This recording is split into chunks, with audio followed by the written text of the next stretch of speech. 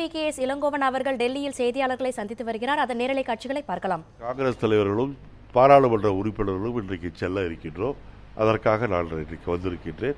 3 மணி அளவில் நாங்கள் சென்று சந்திக்க இருக்கின்றோம். சோனியா காந்தியை சந்திக்கிறதுக்கோ இல்ல ராகுல் காந்தியை சந்திக்கிறதோ திட்டமிட்டிருக்கீங்க? இல்ல அப்படிலாம் ஒன்றும் இல்லை. நான் அதை முடித்துக்கொண்டு இன்று இரவே சென்றாக வேண்டும்.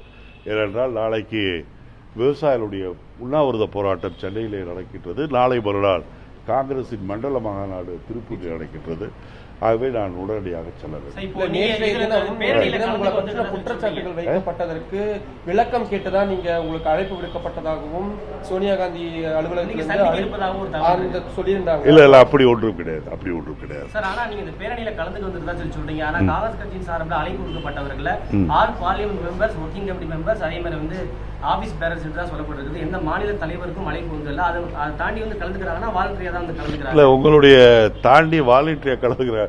30 தான் முகுல் வாஷியிடம் பேசிக்கொண்டு வருகின்றேன்.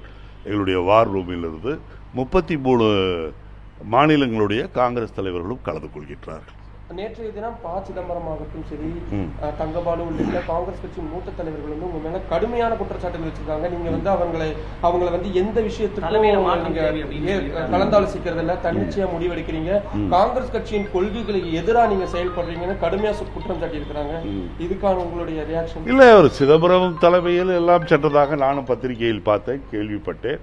அவர்கள் எல்லாம் இன்னும் காங்கிரஸ்காரர்களாகத்தான் இருக்கின்றார்கள். ஆகவே காங்கிரஸ் தலைவி அவர்களையோ அல்லது காங்கிரசுடைய வைஸ் பிரசிடென்ட் ராகுல் காந்தியை பார்த்ததில் எந்த விதமான விசேஷம் இருப்பதாக எனக்கு தெரியவில்லை. என்ன அவர்களிடம் பேசினார்கள் என்பதும் எனக்கு தெரியாது. அவங்க வந்து அணிதிரண்டு வந்து திரு வி.கே.எஸ். இளங்கோவன் அவர்களை பதவியை விட்டு மாற்ற வேண்டும் அப்படின்ற ஒரு ஒற்றை கோரிக்கை வந்து முன் வச்சிருக்காங்க. அப்படின்னு யார் சொல்லுவாங்கன்னு எனக்கு தெரியல. இல்ல வெளிநேற்று ஊடகங்கள்ல தகவல் இல்ல தகவல் என்ன சொன்னாரு நீங்க சொன்னீங்கன்னா நான் பதில் சொல்றேன். மாற்றம் தேவை அப்படின்ற விஷயத்தை வலியுறுத்தி இருக்கிறாங்க. உங்களுடைய தலைமையில எல்லாத்தையும் அரவணைத்து செல்வதில்ல, காங்கிரஸ் கட்சி ஆக்கப்பூர்வமா செயல்பட்டதில்ல. இப்ப இருக்கக்கூடிய சூழ்நிலை காங்கிரஸ் கட்சி சிறப்பா செயல்படணும்னா தலைமையில் மாற்றம் தேவை என்ற விஷயத்தை வலியுறுத்தி இருக்கிறோம் அப்படின்றத மிக தெளிவாகவே சொல்லியிருக்காரு. அதை பத்தி தங்கபால் அவர்கள் நேற்று சொல்லியதை நீங்கள் சொல்கின்றீர்கள். நானும் அதை பற்றி கேள்விப்பட்டேன். என்னை பொறுத்தவரையில் நான் தலைவராகி 1 வருடம் ஆகின்றது. நான் தலைவராகி மறுநாளே இவர்கள் டெல்லிக்கு செல்வார்கள் என்று எதிர்பார்த்தேன். நல்ல வேளை 1 வருடம் கழித்து தான் வந்திருக்கின்றார்கள். நான் வேலை செய்யவில்லை என்று சொல்வதை என்னால் ஏற்றுக்கொள்ள முடியாது. இந்த 1 வருட காலம் என்னென்ன வேலைகள், என்னென்ன ஆர்ப்பாட்டங்கள், கட்சி பணிகள் என்னென்ன நடந்திருக்கின்றன, பொதுக்கூட்டங்கள் நடந்திருக்கின்றன என்பது கட்சி தொண்டர்களுக்கு மிக நன்றாக தெரியும், பொதுமக்களுக்கும் தெரியும். என்னை பொறுத்தவரையில் தலைவர்களை அரவணைத்து செல்ல வேண்டும் என்று சொல்வதை பற்றி நான் கவலைப்படுவதில்லை. என்னை பொறுத்தவரை தொண்டர்களை அரவணைத்து செல்ல வேண்டும். அதில் நான் முழுமையாக வெற்றி பெற்றிருக்கின்றேன். இன்றைக்கு தொண்டர்கள் எல்லோரும் ஒன்றிணைந்து காங்கிரசுக்கு வருகின்ற சட்டமன்ற தேர்தலில் மரியாதை ஏற்படுகின்ற அளவிற்கு வெற்றிக்காக உழைத்துக் கொண்டிருக்கின்றார்கள். அவர்களில் நானும் ஒருவனாக இருக்கின்றேன். அனைத்து செல்லவில்லை தலைவர்களை என்று சொல்வதை எல்லாம் ஏற்றுக்கொள்ள முடியாது. காரணம், எந்த நிகழ்ச்சிக்கு கூப்பிட்டாலும் வருவது கிடையாது. ஆகவே என்னை பொறுத்தவரையில் நான் தொண்டர்களை நம்பிதான் இந்த இயக்கத்தை நடத்தி கொண்டிருக்கின்றேன் தமிழகத்திலே ஒழிய இந்த நேற்று அம்மையார் அவர்களை பார்த்த தலைவர்களை நம்பி நான் தமிழ்நாட்டிலே கட்சியை நடத்தி கொண்டேன். முக்கியமான 2 குற்றச்சாட்டுகள் வைக்கிறது என்னன்னா, நீங்க வந்து திமுகவுடனோ அதிமுகவுடனோ கூட்டணி நோக்கி செல்வதற்கான வழிவகைகளை நீங்க தடுக்கிறீங்க. 2016 தேர்தல் வந்து நீங்க ஒரு காங்கிரஸ் கட்சியை தனிமைப்படுத்துற செயல்களை தான் நீங்க ஈடுபட்டு வரீங்கன்னு சொல்றாங்க. அதே மாதிரி இந்த பாடகர் கோவன் விவகாரத்துல நீங்க ஒவ்வொன்றா கேளுங்க. நீங்க முதல்ல கேட்டீங்க. என்னை பொறுத்தவரையில் எனக்கு இடப்பட்ட கட்டளை, நான் தலைவராக பதவியேற்றவுடன் எனக்கு சோனியா காந்தி அவர்களும் ராகுல் காந்தி அவர்களும் எனக்கு சொன்ன விஷயம் என்னவென்று சொன்னால், தமிழகத்தில் காங்கிரஸ் கட்சியை பலப்படுத்த வேண்டும் என்று சொல்லியிருக்கின்றார்கள். ஆகவே அதைத்தான் நான் செய்து கொண்டிருக்கின்றேன் ஒழிய கூட்டணியை பற்றி எல்லாம் இப்போது பேச முடியாது. காரணம், தேர்தல் அறிவித்து விட்ட பிறகு மேலிடம் என்ன முடிவெடுக்கின்றதோ அப்போதுதான் அது நடைபெறுமே ஒழிய என்னை பொறுத்தவரையில் நான் காங்கிரஸ் கட்சியை பலப்படுத்துவதில் இருக்கின்றேனே ஒழிய கூட்டணியை பற்றி எனக்கு சிந்தனை கிடையாது. இன்னும் சொல்ல போனால் இன்னும் சில பேர் சொல்கின்றார்கள் திராவிட முன்னேற்ற கழகத்துக்கு ஆதரவாக நான் இருக்கின்றேன் என்று. என்னை பொறுத்தவரையில் நான் திராவிட முன்னேற்ற கழகத்தை விமர்சனம் செய்வதில்லை என்று சொன்னால், ஏனென்றால் அவர்கள் இப்போது ஆட்சியில் கிடையாது. யார் தவறு செய்வார்களோ செய்கின்றார்களோ அவர்களைத்தான் நான் விமர்சனம் செய்ய முடியும். அதை அதிமுக தவறு செய்கின்றது. ஆகவே நான் அதை விமர்சனம் செய்கின்றேன். ஆனா உங்கள் மீது புகார் அளிக்கப்பட்டதன் பின்னணியிலேயே திராவிடர் முன்னேற்ற கழகம் இருப்பதாக ஒரு குற்றச்சாட்டு முன்வைக்கப்படுகிறது. அதை நீங்க எப்படி பாக்குறீங்க? இல்லை, அதை பற்றி எல்லாம் அந்த யூகத்துக்கெல்லாம் என்னால் பதில் சொல்ல முடியாது. எனக்கு இட்டபடி கட்சியை தமிழகத்தில் பலப்படுத்த வேணும். அதை நான் தொண்டர்களுடைய ஆதரவோடு அதை செய்து கொண்டேன். இப்போ உங்களுடைய விவகாரம் தமிழக அரசு மிகப்பெரிய ஒரு விவாத பொருளாக சர்ச்சையாக மாறி இருக்கிறது. நீங்கள் மாற்றப்படுவீர்களா, நீதிபதிகள் இந்த மாதிரியான தொடர்ந்து ஒரு யூகங்கள்லாம் கிளம்பிட்டு இருக்கு.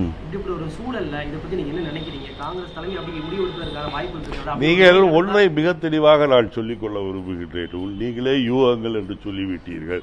என்னை பொறுத்தவரையில் தலைவர் பதவியில் இருக்கின்ற வரை நான் காங்கிரஸ் கட்சியை பலப்படுத்துகின்ற பணியில் முழுமையாக என்னை அர்ப்பணித்துக் கொண்டிருக்கின்றேன்.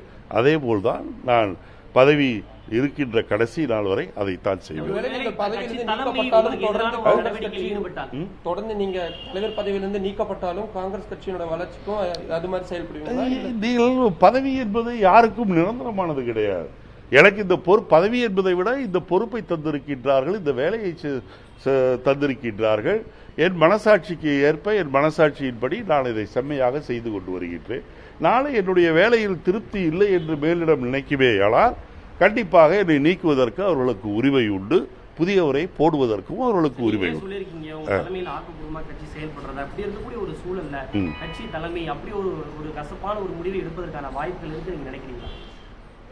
நான் அதை பற்றி எல்லாம் ஒன்றும் சொல்ல முடியாது. நான் எனக்கு இட்டப்படியை சரியாக செய்து கொண்டிருக்கின்றேன். ஆகவே கட்சி தலைமை எந்த முடிவு எடுத்தாலும் நான் அதற்கு சரியாக என்னை பொறுத்தவரையில் கட்சி தலைமை எடுக்கும் முடிவிற்கு நான் கட்டுப்படுவேன். நேற்று ஒரே எல்லா தலைவர்களும் வந்து பார்த்து மனு வச்சிருக்காங்க. இது எதை காட்டுகிறது என்றால் தமிழக காங்கிரஸ் கட்சியில் இன்னும் ஒற்றுமை ஏற்படவில்லை அப்படின்றத காட்டுறதா? நீங்கள் எல்லா தலைவர்கள் என்று நீங்கள் சொல்கின்றீர்கள். என்னை பொறுத்தவரையில் நீங்கள் சொல்கின்றவர்களை தலைவர்களாக தமிழக மக்களும் அங்கீகரிக்கவில்லை, நானும் அங்கீகரிக்கவில்லை.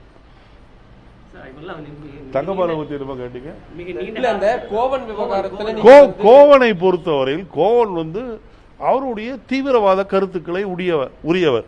அவரை பொறுத்தவரையில் அவர் பல விஷயங்களில் எங்களுக்கு உடன்பாடு கிடையாது. காங்கிரஸை விமர்சனம் செய்திருக்கின்றார், எங்கள் காங்கிரஸ் தலைவர்களை விமர்சனம் செய்திருக்கின்றார்.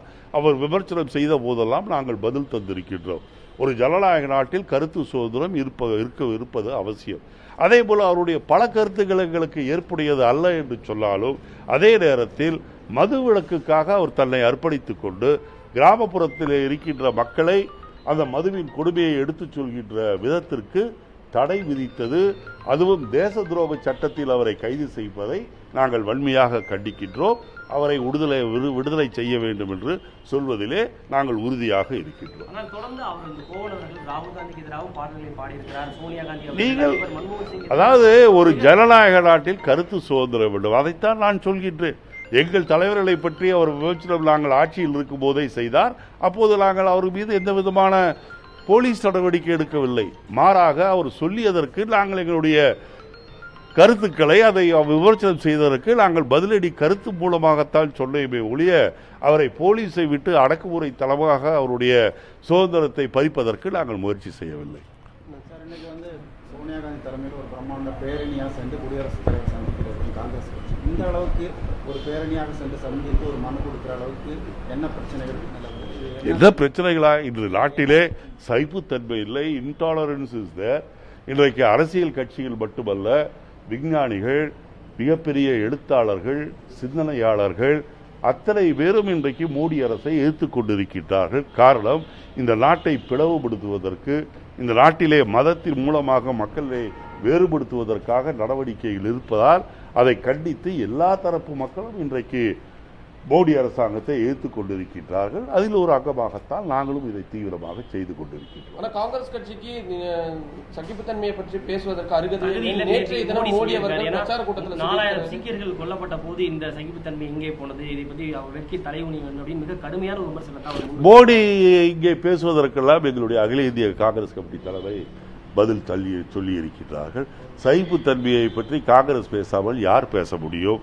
இந்த நாட்டிலே பல்வேறு மதத்தை சார்ந்த மக்களையும் ஒற்றுமையாக வைத்திருக்கக்கூடிய ஆற்றல் படைத்த ஒரே கட்சி காங்கிரஸ் கட்சி தான். சீக்கியர்கள் சம்பவத்தில் நடந்ததை அதை காங்கிரஸ் கட்சியே அதற்கு மன்னிப்பு கேட்டிருக்கின்றது என்பதை மறந்துவிடக்கூடாது. நேற்றைக்கு இந்த மாதிரி புகார் அளிச்சிருக்காங்க. இந்த சூழலில் மற்ற மூத்த தலைவர்களுக்கும் தொண்டர்களுக்கும் நீங்க சொல்லக்கூடிய மெசேஜ்? மெசேஜோடு இல்லை. என்னை பொறுத்தவரையில் காங்கிரஸ் தோழர்கள் நான் சொல்வது, கடந்த ஒரு வருடமாக நீங்கள் கடுமையாக உழைத்துக் கொண்டிருக்கின்றீர்கள். உங்களுடைய உழைப்பு தொடர வேண்டும். நானும் தலைவர்களில் ஒருவராக இருக்க நான் விரும்பவில்லை. தொண்டர்களில் ஒருவராக இருப்பேன். சட்டமன்ற தேர்தலில் காங்கிரசுக்கு உரிய மரியாதை கிடைப்பதற்கு நாங்கள் உழைத்துக் கொண்டிருப்போம்.